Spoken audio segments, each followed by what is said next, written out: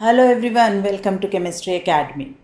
आज हम ऑर्गेनिक में जिस कॉन्सेप्ट को डिस्कस करने जा रहे हैं वो कई बार बच्चे एग्ज़ाम देने के कुछ दिन पहले तक भी पूरी तरह से समझ नहीं पाते हैं और काफ़ी कंफ्यूज रहते हैं इन दो टर्म्स के बीच में कि इन्हें कैसे यूज़ करना है, कहाँ अप्लाई करना है और इनका actual meaning for a particular reaction क्या होता है। तो आज हम इस पर्टिकुलर थ्योरेटिकल एस्पेक्ट के साथ साथ उससे मिलती जुलती और जो दो तीन टर्म्स हैं उनको अच्छे से कॉन्सेप्चुअली क्लियर करते हुए समझेंगे। ठीक, तो आइए हम शुरू करते हैं आज का topic which is stereo specificity and stereo selectivity of a reaction. कि एक रिएक्शन कब स्टीरियो स्पेसिफिक कब स्टीरियो सिलेक्टिव कहलाती है और क्या ये दोनों टर्म्स एक ही होती हैं या ये अलग अलग होती हैं। क्या सारी रिएक्शन जो इनमें से एक प्रॉपर्टी दिखा रही है वो दूसरी हमेशा दिखाएगी या कोई कंडीशन कभी कभी दिखाएगी। ये सारी बातें हम यहाँ डिस्कस करने जा रहे हैं।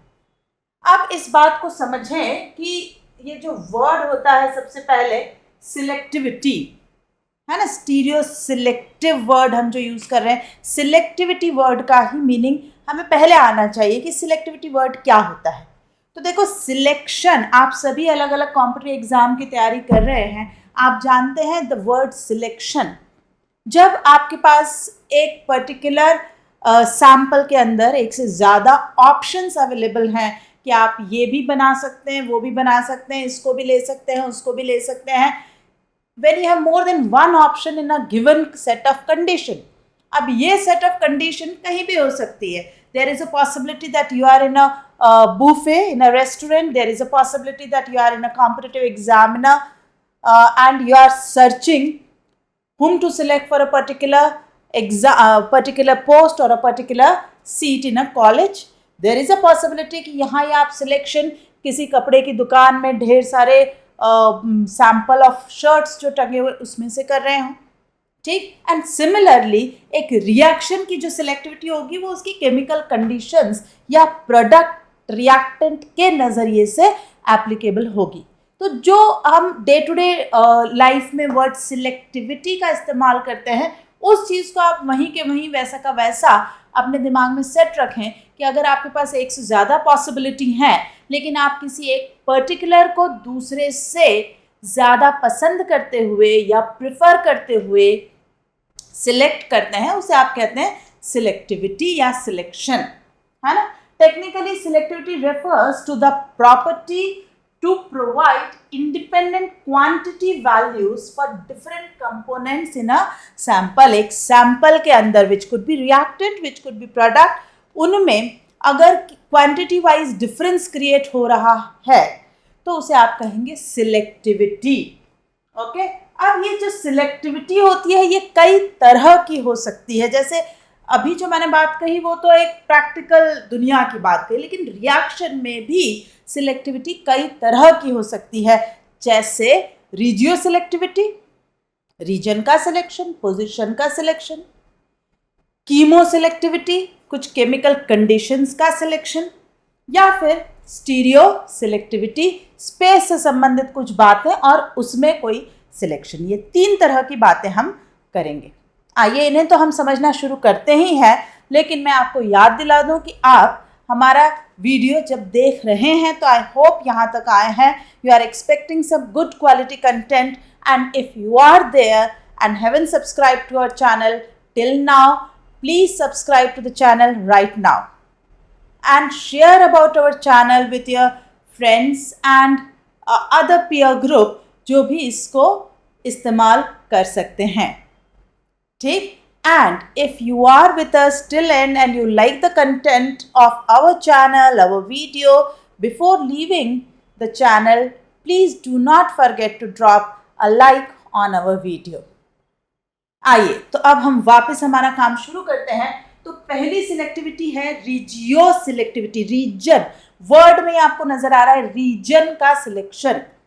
ये जो रीजियो सिलेक्टिविटी है ये आपने कहाँ यूज करी है, पढ़ी है? बिल्कुल काफी सारी जगह। जैसे मैं एलिमिनेशन रिएक्शन की बात करूं, यहाँ जो हमने एग्जाम्पल यूज कर रखा है इसी को हम लें तो हमारे पास जो एग्जाम्पल है वो है MECMEHCHMeOH। अब जब इस रिएक्शन में हम डिहाइड्रेशन कराते हैं with concentrated H2SO4, you can see there are two possibilities of products with respect to positional isomerism. दो पॉसिबल प्रोडक्ट बन सकते हैं एक, और इसमें भी अभी तो मैं रीअरेंजमेंट का जिक्र कर ही नहीं रही हूं, ऑफ कोर्स वो भी आएगा और उसके हिसाब से और एक इस साइड प्रोडक्ट बन सकता है। आइए खैर उसको मैं लिख तो देती हूँ। आई होप आप में से मैक्सिमम लोगों को रीअरेंजमेंट का आइडिया होगा। CH3CH2Me कि ये प्रोडक्ट भी after rearrangement of carbocation from 2 degree to 3 degree ये भी बन सकता है। अब आप देखें इन सभी प्रोडक्ट्स में डिफरेंट पोजीशंस या डिफरेंट एरिया जहां पर डबल बॉन्ड बना है ना, they are all identical, they are only positional isomers of each other.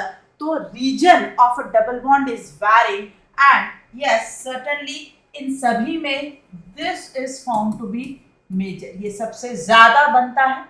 और ये जो सबसे ज्यादा बन रहा है मेजर मोस्ट, इसी को आपको याद हो तो एक सेट-ज़ेफ elimination कहा जाता है कि when the hydrogen is removed in the elimination reaction from the carbon which had lesser number of hydrogen and resulting in the formation of more substituted alkene, that type of elimination is called set-ज़ेफ elimination।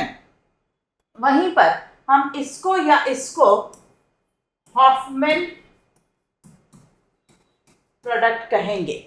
अब क्योंकि सेट-ज़ेफ का ज्यादा amount में production होता है, it is the major, so here you can see this is the regio selectivity.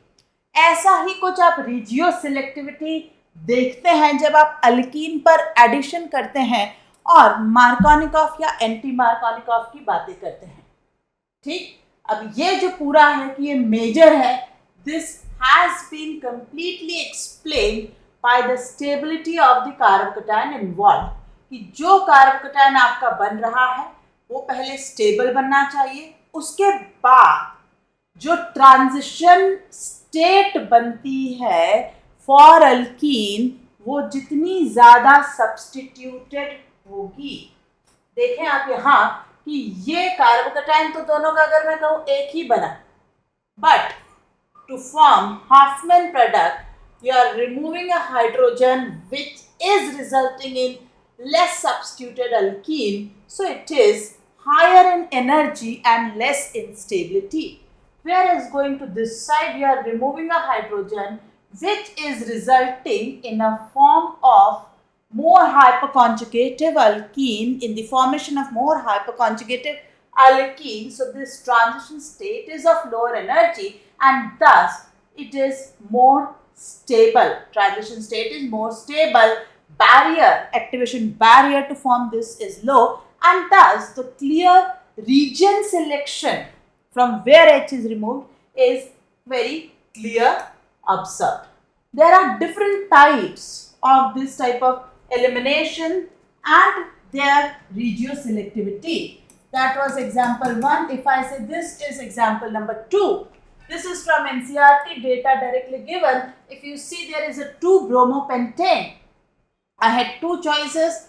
1-ene pent, 1-ene was found only 19% and 2-ene is found to be 81%. What a clear selectivity towards a more substituted alkene. I am not saying always more substituted, but in this particular condition it is clearly apparent. Okay. Moving to example number 3. Here again, it is an example of elimination I have taken. I am not saying only these are the reactions showing regioselectivity.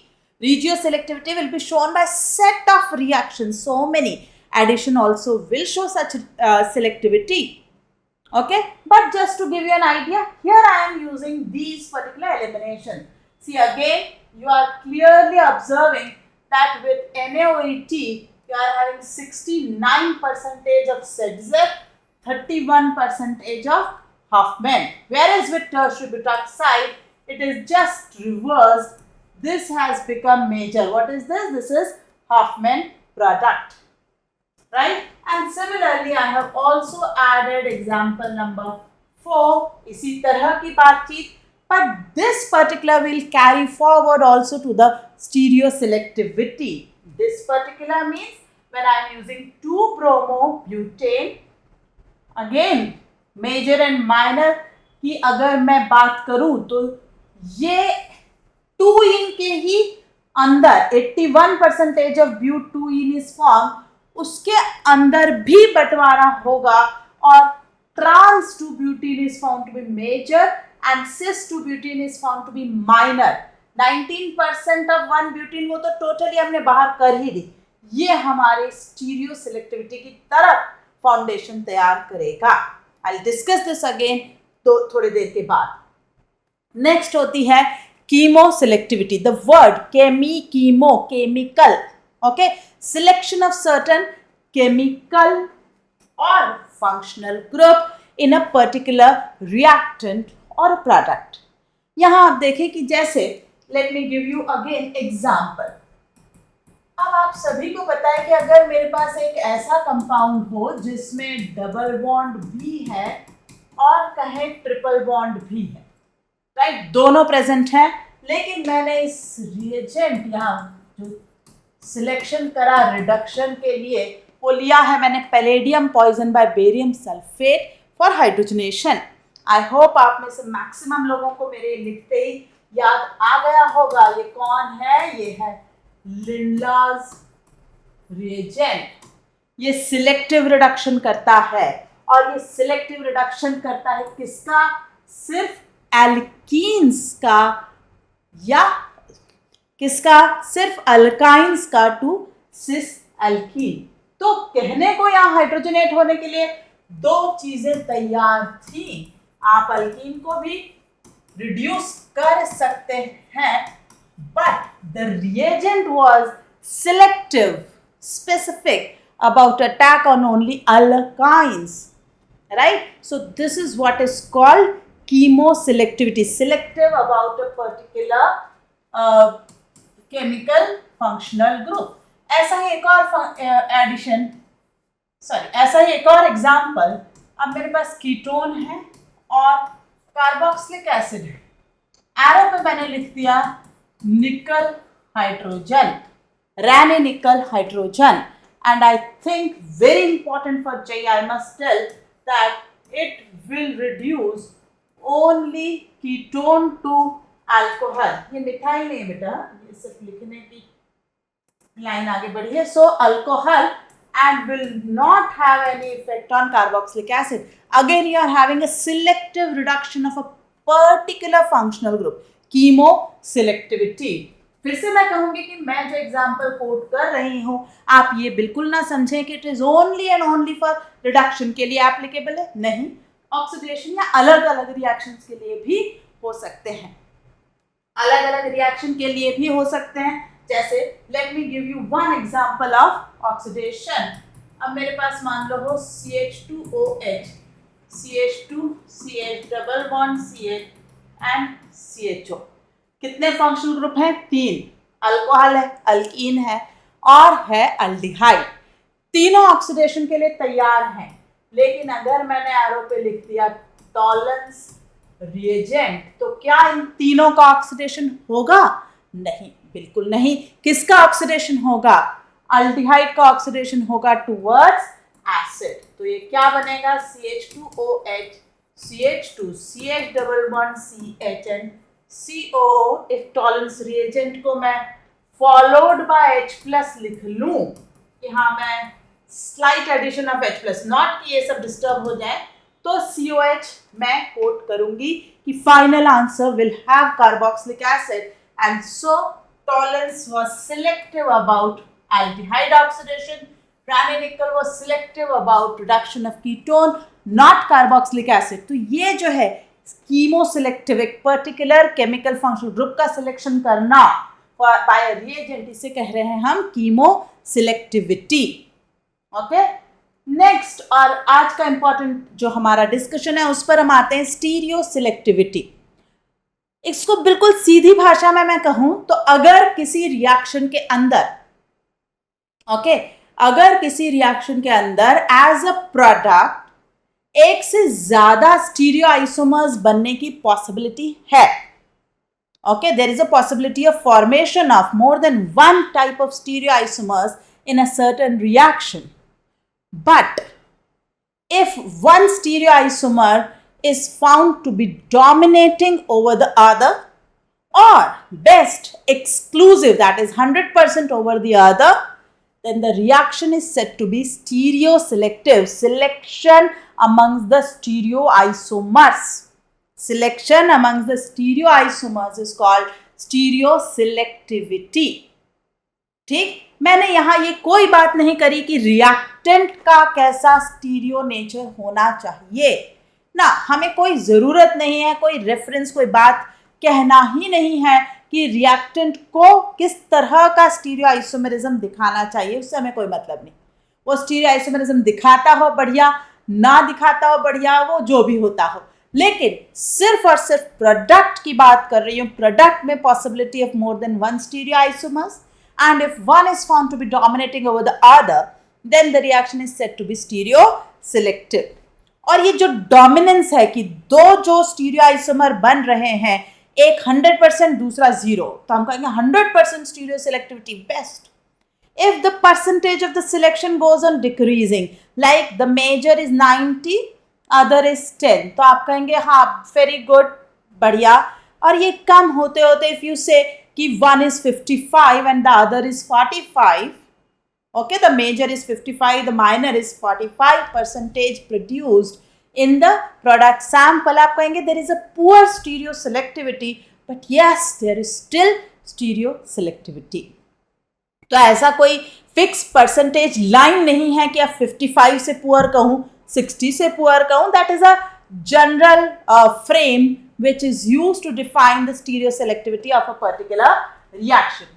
अब आप देखें इस particular compound के अंदर, इस example में देखो मेरे पास ये अल्कोहल जो है 1 फिनाइल 1 प्रोपेनॉल, 1 फिनाइल 1 प्रोपेनॉल का जब हमने कॉन्सेंट्रेटेड H2SO4 से डिहाइड्रेशन किया तो मेरे पास दो पॉसिबल स्टीरियो आइसोमर्स बन सकते थे। There is not a possibility of regioisomerism, so regioselectivity यहाँ नहीं हमें परेशान कर रही, लेकिन स्टीरियो सेलेक्टिविटी तो है। मेरे पास दो चॉइस है और इट इज फाउंड कि ई वाला जो है ट्रांस, जिसे आप कह सकते हैं in a lemon, E isomer 95% it is formed, whereas the Z is formed only 5%. Clear दिख रहा होगा, stereoselective reaction towards E isomer, इसे कहते हैं स्टीरियो सिलेक्टिविटी। अब सवाल ये उठता है कि ये स्टीरियो सिलेक्टिविटी क्यों आई? तो बेटा किसी भी रिएक्शन में मेजर माइनर बनना entire dependent is based on thermodynamics. किसका बैरियर छोटा है ना, तो वो काइनेटिकली प्रेफर हो सकता है, या फिर अगर कोई रिएक्शन रिवर्सिबल है तो कौन सा प्रोडक्ट ज्यादा स्टेबल है तो वो थर्मोडायनेमिकली प्रेफर हो सकता है। तो कुल मिलाकर बात वही हुई, एनर्जी का खेल है पूरा, कौन सा ज्यादा स्टेबल, या तो इरिवर्सिबल रिएक्शन में इंटरमीडिएट या ट्रांजिशन स्टेट की स्टेबिलिटी के कारण, या रिवर्सिबल में प्रोडक्ट की स्टेबिलिटी के कारण, ये डिसाइड करता है कि मेजर प्रोडक्ट क्या होगा। तो इस पर्टिकुलर एग्जांपल में अगर मैं बात करूं तो कार्बोकैटायन बनने तक दोनों में कोई फर्क नहीं है। ये देखिए कार्बोकैटायन दोनों में सिमिलर ही बन रहा है, वही बना। पर अब इस कार्बोकैटायन के बाद जब एलिमिनेशन की तैयारी हुई तो हमारे पास दो चॉइसेस हैं। इसमें आप देखिए, है ना, confirmation of the intermediate cation with CH and vacant p orbital aligned parallel। बहुत ध्यान से समझिएगा, ये जो कार्बोकैटायन की वेकेंट p ऑर्बिटल है और ये जो एडजेसेंट नेक्स्ट कार्बन का ये जो हाइड्रोजन है ये इस तरीके से अलाइन होगा, ओके, इस तरीके से कन्फर्मेशन जो है ये दो हो सकते हैं, एक इस तरीके से अलाइन हो सकता है जिसमें पीएच और ME are overlapping each other. ये तो पक्का ही है, फिक्स है कि वो कार्बोकेटाइन से पैरेलल एक CH होना ही है ताकि हाइपरकॉन्जुगेशन हो पाए। पर वो किस तरीके से, मेरे पास दो चॉइसेस हैं, या तो रोटेट करे तो ये मिथाइल और पीएच देखो ये एक दूसरे को ओवरलैप नहीं कर रहे हैं, ओके, और इस वाले में ये दोनों ओवरलैप कर रहे हैं, तो this conformation will be of higher energy due to steric hindrance and this conformation will lead to cis alkene higher energy transition state, ultimately forming Z alkene which will be now formed slowly due to high barrier of energy. Whereas इधर हम आते हैं जब pH और Me दूर हैं तो lower energy intermediate उसका जो पर्टिकुलर कन्फर्मेशन है यहाँ ये लो एनर्जी का बन रहा है, सो lower energy transition state and resulting in E alkene formed which is faster and that is why 95% आपको E alkene बनने को देखने को मिल रही है, बनती हुई देखने को मिल रही है rather than Z alkene। तो ये है स्टीरियो सिलेक्शन, ठीक। ये तो हुआ एलिमिनेशन से एक एग्जाम्पल, ओके। ये एग्जाम्पल हमने अभी रिजियो सिलेक्टिविटी में कहा था कि थोड़ी देर बाद मैं दोबारा आपको इसे समझाती हूँ। आइए यहाँ देखें कि ठीक है रिजियो सिलेक्टिविटी में हो गया कि 81% 2-ब्यूटीन बनेगी, बट उसमें ट्रांस का मेजर बनना कैसे जस्टिफाइबल होगा, राइट, इसको आप समझें।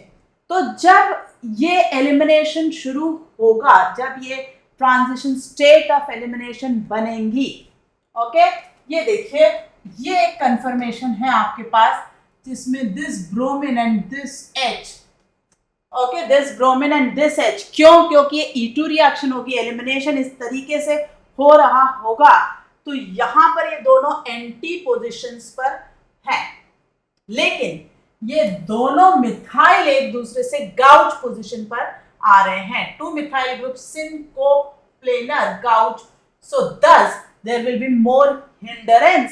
तो इस कंफर्मेशन के रास्ते से बनती है आपकी सिस 2-ब्यूटीन, बट ये कंफर्मेशन ही अपने आप में कम स्टेबल है, तो आपको 2-ब्यूटीन का सिस आइसोमर बनने का रेट कम हो जाएगा। रेट क्यों कम हो जाएगा, क्योंकि मेरे ख्याल से आप सबको पता है रेट ऑफ रिएक्शन जो है वो directly proportional to concentration of reactant होता है, रिएक्टेंट। अब ये अगर कंफर्मेशन कम है तो ये रिएक्शन का रेट स्लो है। Whereas coming to this side, when bromine and H are still maintained anti to each other, but these methyls, the bulky groups, are also anti-periplanar. They are also facing opposite ends. This conformation more stable, so will be present in larger amount, and thus the trans 2-butene बनने का rate higher, and it will be thus formed major. इसलिए ये बनेगा major, right. यहां मैंने फिर से ये कोई बात नहीं करी कि ये 2-ब्रोमोब्यूटेन किस तरीके का होना चाहिए, should it be the R isomer, should it be the S isomer, dextro, laevo, कुछ भी नहीं, कोई सा भी होगा। Ultimately this is what will be observe that Z2-butene is going to be minor as compared to E2-butene. Okay, so this is stereoselectivity. अब हम बढ़ते हैं स्टीरियोस्पेसिफिसिटी। देखो स्पेसिफिसिटी की बात, सिलेक्टिविटी की बात थी प्रोडक्ट में अलग अलग स्टीरियो आइसोमर्स में सिलेक्शन की, और स्पेसिफिसिटी की बात शुरू होती है रिएक्टेंट से, ठीक। रिएक्टेंट से कैसे, if the reactant can have different stereoisomers, ध्यान से सुनेंगे, if the reactant can have different stereoisomers and on starting the reaction with different stereoisomers we end to the formation of different stereoisomers of product.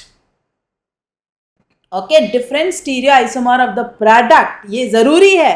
अगर product में stereoisomers नहीं बन रहे हैं तो आप स्टीरियो स्पेसिफिसिटी को मेंशन नहीं करेंगे.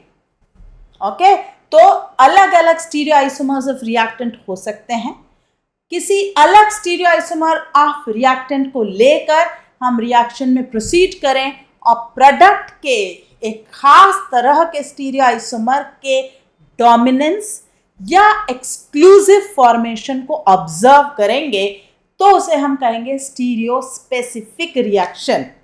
सिलेक्टिव में हमने रिएक्टेंट की कोई बात ही नहीं करी है, हमने सिर्फ प्रोडक्ट के सिलेक्शन की बात करी है. लेकिन स्टीरियो स्पेसिफिसिटी में हम बात करते हैं खास stereoisomer of reactant will give खास stereoisomer of product, then it is called stereospecific. Okay, the word I hope अब क्लियर हुए होंगे. और इसके एग्जाम्पल के लिए हम यहाँ बात करें, आप सभी को पता है कि ब्यूटीन या अल्कीन्स पर ब्रोमीन का एडिशन जो है ये एक एंटी एडिशन रिएक्शन है. ओके, ब्रोमीन अपोजिट साइड से ऐड होता है और इस एडिशन से अलग अलग तरह के प्रोडक्ट्स बन सकते हैं. आई होप आप सभी को ये ब्यूटीन का या आइसोमर यहाँ नजर आ रहा हो. मैं पीछे ब्लैक बैकग्राउंड लेती हूँ, I think that will help you to see better. अब आप देखें, ये है मेरा 2 ब्यूटीन. यहाँ आपको पाई बॉन्ड नजर आ रहा होगा, ये पाई बॉन्ड है ना, which is parallel to the plane of molecule. ये प्लेन ऑफ मॉलिक्यूल कहलाएगा. ये है मेरा 2 ब्यूटीन. ऑफ कोर्स मेरे पास मैंने ट्रांस 2 ब्यूटीन भी बना रखा है, मैंने दोनों बना रखे हैं. आपको नजर आ रहा होगा, this I intended cis and this is trans. ठीक है, नजर आ रहा है. अब इन दोनों पर जब मैं ब्रोमीन का एडिशन करूं, अलग अलग प्रोडक्ट का बनना, इसे हम समझेंगे. चलो पहले मैं सिस से शुरुआत करती हूँ. ये है मेरा सिस 2 ब्यूटीन. सबसे पहले इस पर जब पाई बॉन्ड टूटेगा तो हमें क्या देखने को मिलता है, ब्रोमोनियम, साइक्लिक ब्रोमोनियम बन जाएगा. मैं इसी पर आपको साइक्लिक ब्रोमोनियम बनाकर थोड़ा सा दिखाना चाहती हूँ. आइए देखें कि साइक्लिक ब्रोमोनियम जो बनेगा, ऑफ कोर्स क्योंकि वो एक बड़ा एटम है तो जो अरेंजमेंट होगा या जो साइकिल होगी वो एकदम परफेक्ट नहीं होगी, थोड़ी टेढ़ी आड़ी होगी. ये देखिए, ये आपका सिस 2 ब्यूटीन पर ये साइक्लिक ब्रोमोनियम बन गया है ना. ये आपका सिस कंडीशन मेंटेन्ड है, नीचे मिथाइल ऊपर एच. ये ब्रोमीन ने एक तरफ से आके एडिशन कर लिया है. ठीक, ये ब्रोमीन आप आई होप देख पा रहे हैं. ठीक, अब जो दूसरा ब्रोमीन आएगा अटैक के लिए, क्योंकि ये तो अभी एक ही स्टेटस में बना है ना, अब ये दूसरा ब्रोमीन आएगा और इस रिंग को तोड़ेगा. It is not going to be like this. ठीक, मैं इसे बोर्ड पर भी थोड़ा सा आपको बताते हुए चलूं. मैं ये कहना चाह रही हूं, if I have CH3 double bond H, CH3 and H. सबसे पहले मैंने इस पे ब्रोमीन एडिशन की बात करी एंड आई टुक कि ब्रोमीन इस तरह से आया. ओके, तो ये जो ग्रुप है ये आइडियली नीचे को झुके. ये CH3 and H. Let me correct these to a little कि ये ऐसे क्लमजी से ना दिखें, इन्हें थोड़ा सा हम बेहतर बना लेते हैं. ये CH3, ये वेज पर H और ये CH3. ओके, और ये ब्रोमीन पर पॉजिटिव. इस तरीके का कुछ अपीयरेंस हो जाएगा. ठीक, अब जब ये चीज़ें इस तरीके से जुड़ जाती हैं, है ना, ये बना. अब जब दूसरा ब्रोमीन आएगा, next bromine when comes as bromide, okay, it will attack from the opposite direction. It can attack here and this ring will open. ठीक, सो हम जहाँ थे ये यहाँ से अटैक करेगा और ये रिंग ओपन हो जाएगी. So let me do that. ये रिंग ओपन हो गई. ठीक, और ये जो हमारा ब्रोमीन है ये यहाँ आकर जुड़ गया. इस तरीके से ये कंप्लीट हो गया है मेरा स्ट्रक्चर. आप होपफुली देख पा रहे होंगे. ठीक, वहाँ भी मैं बनाती हूँ. अब इस समय जब दो ब्रोमीन आपको अपोजिट नज़र आ रहे हैं, मैं इसे इस तरीके से करूं कि मिथाइल पर मिथाइल अगर ओवरलैप हो जाए तो अरेंजमेंट कैसा होगा ये देखें. आई होप आपको दिख रहा होगा कि अगर मिथाइल में मिथाइल ओवरलैप कर रही हूँ तो ये ब्रोमीन ओवरलैपिंग नहीं है, एच ओवरलैपिंग नहीं है. राइट, अगर आप इसे फिशर में बनाते, इस तरीके से बनाकर इसे बोर्ड पे चपटा कर देते तो ये किसी ऑप्टिकल एक्टिव एनांटियोमेरिक पेयर का एक पर्टिकुलर आइसोमर बनेगा. ठीक, जरा मैं यहाँ भी कंप्लीट करती चलूँ. इस तरीके से इसने अटैक किया, क्या बनेगा ये देखें. तो हमने कहा ये ब्रोमीन ऊपर, ये CH3 नीचे,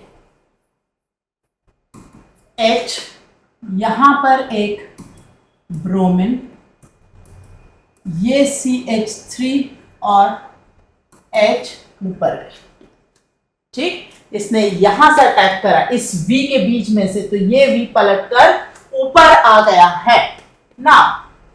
इसको मैं रोटेट कर रही हूं, rotate so that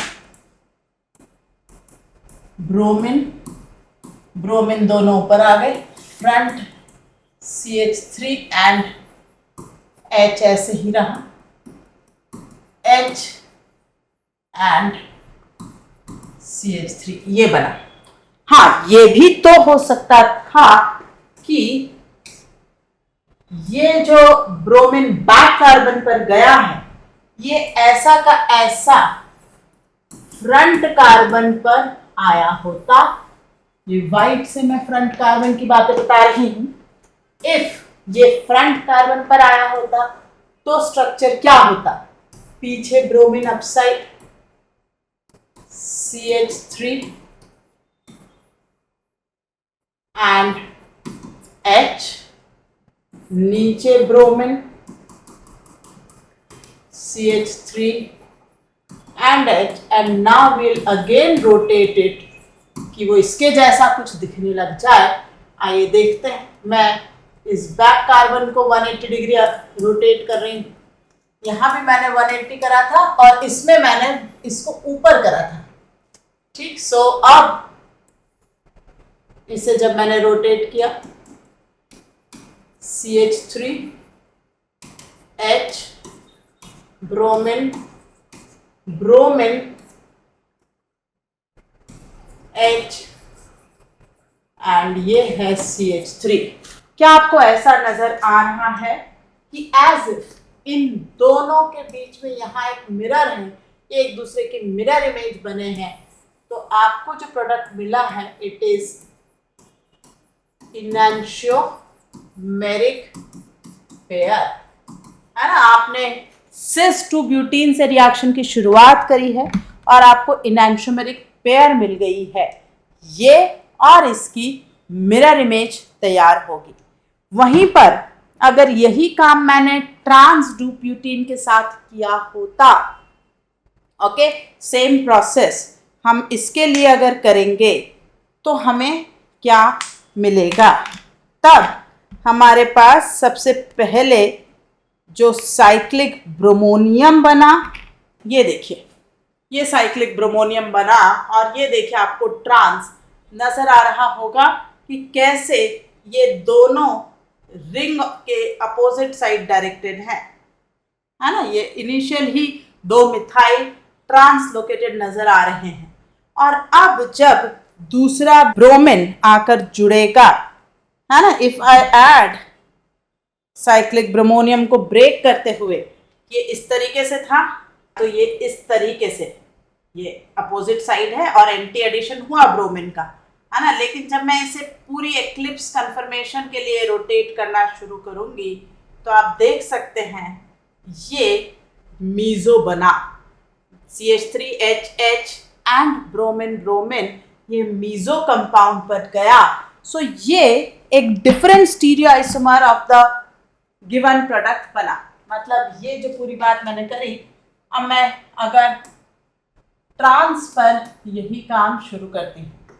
okay, if I had CH3 double bond CH3H and H, सबसे पहले हमने इस पे ब्रोमीन का एडिशन किया, वो उसी तरीके से होगा। और जब sp2 पे ब्रोमीन का एडिशन हो रहा होगा तो ये धीरे धीरे sp3 में कन्वर्ट होंगे, ये H और ये CH3H, ये बन गया, ऊपर से ब्रोमीन ऐड हो।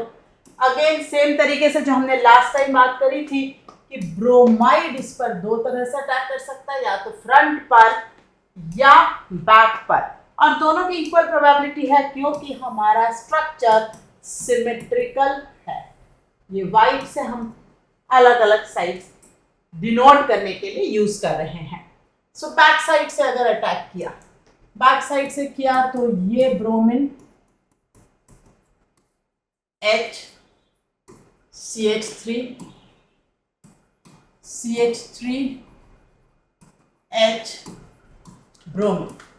लेट अस रोटेट, अगर हमने इसे रोटेट किया तो ये ब्रोमीन दोनों एक तरफ एक के दूसरे को एक्लिप्स करते हुए CH3H एंड CH3। अब आप देख सकते हैं कि यहां मुझे बाहर से मिरर रखने की जरूरत ही नहीं, ये रहा प्लेन ऑफ सिमेट्री, या अंदर ही inside the molecule itself there is a plane of symmetry, है ना। As a result the compound is meso. Same अगर मैं फ्रंट वाले पर अटैक ले लूं, bromine bromine CH3, please excuse my drawing, थोड़ी बोर्ड पर ये इतने परफेक्ट नहीं आती जितने हम पेन पेपर पे इसे यूज कर सकते हैं। अगेन रोटेट,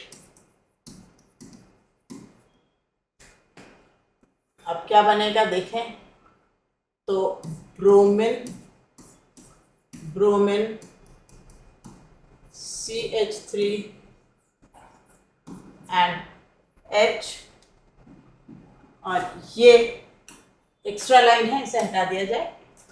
वापस हम अपना काम बढ़ाएं, ये ब्रोमीन ऊपर गया है तो ये CH3 और ये H, है ना। और again you can see there is a plane here, meso, right. तो हमने क्या देखा कि अब आप जब ट्रांस 2-ब्यूटीन पर ब्रोमीन एडिशन कर रहे हैं तो आपको मिल रहा है meso 2,3 di bromo butane, right.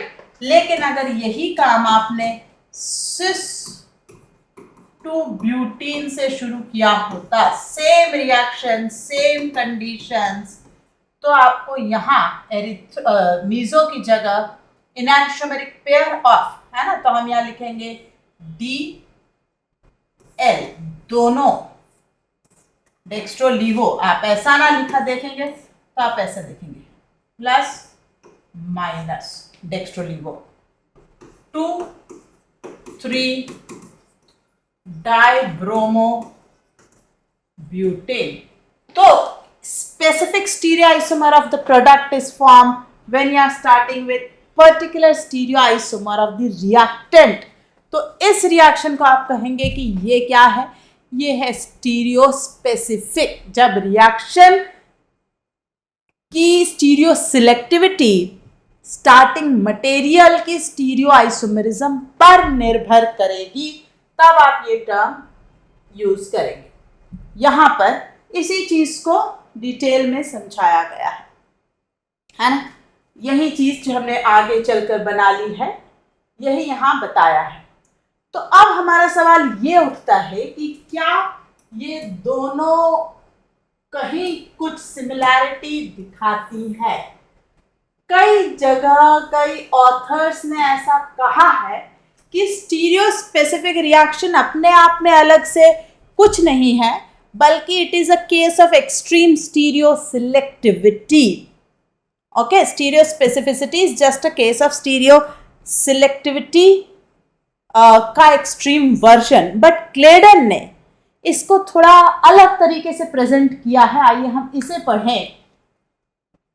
Stereo selective reactions give one predominant product because the reaction pathway has a choice। जैसा कि हमने देखा था, E आइसोमर बनाए, Z आइसोमर बनाए, कैसे उसमें बैरियर का, एक्टिवेशन बैरियर का डिफरेंस था। Either the pathway of lower activation energy is preferred or the more stable product thermodynamic control is preferred। This particular thing is given about stereo selective reaction। Stereospecific reactions lead to the production of a single isomer as a direct result of the mechanism of the reaction and the stereochemistry of starting material। Okay, as the result of the mechanism and stereochemistry of the starting material, मतलब जो पूरा mechanism है, जैसे मैंने कहा anti addition of bromine है, या आगे चल के हम हाइड्रोक्सिलेशन ऑफ अल्कीन की बात करें, syn addition of 2 OH groups हैं। तो ये जो मैकेनिज्म है ये बहुत स्पेसिफिक हम बता रहे हैं कि ये सिन ही होगा और ये एंटी होगा, तो उसको कहा जा रहा है result of the mechanism of the reaction and the stereochemistry of the starting material. इन दोनों की कॉम्बिनेशन हुई है। देयर इज नो चॉइस, यहाँ पर चॉइस नहीं है कि सिन भी हो जाता, एंटी भी हो जाता, ये भी बन जाता, वो भी बन जाता, स्टेबल ये है तो हम ये बनाए या वो बनाए, ऐसी बात नहीं है। There is no choice. The reaction gives a different diastereomer of the product from each stereoisomer of the starting material, then it is called stereospecific reactions। Okay, तो इसने बिल्कुल क्लियरली डिफाइन करते हुए यहाँ लिखा, stereospecific reaction is not simply a reaction that is very stereoselective। जो अगर आप नेट पर या जनरल बुक्स में जाएंगे तो कई जगह यही लिखा है कि स्टीरियोस्पेसिफिक जो है बस एक्सट्रीम स्टीरियो सिलेक्टिविटी है, बट क्लेडन ने साफ साफ कहा it is not so. The two terms have different mechanistic meanings and are just different degrees of the same things, but they can not be said कि ये बस उसका एक एक्सट्रीम वर्जन ही है। एंड टू कंक्लूड, एक point जरूर मैं यहाँ ऐड करूंगी कि जितनी भी रिएक्शन स्टीरियो स्पेसिफिक है, they are going to be compulsorily stereo selective।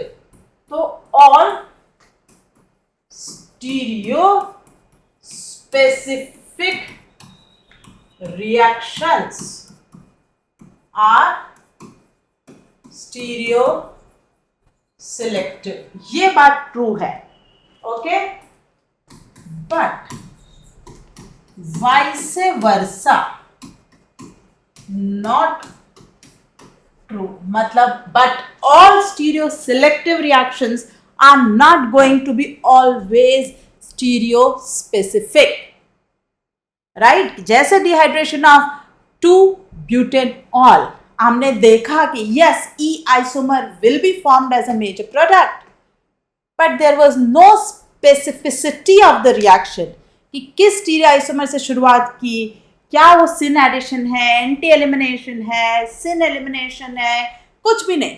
But we observe that the product was specific. So all stereoselective reactions are not going to be stereo specific.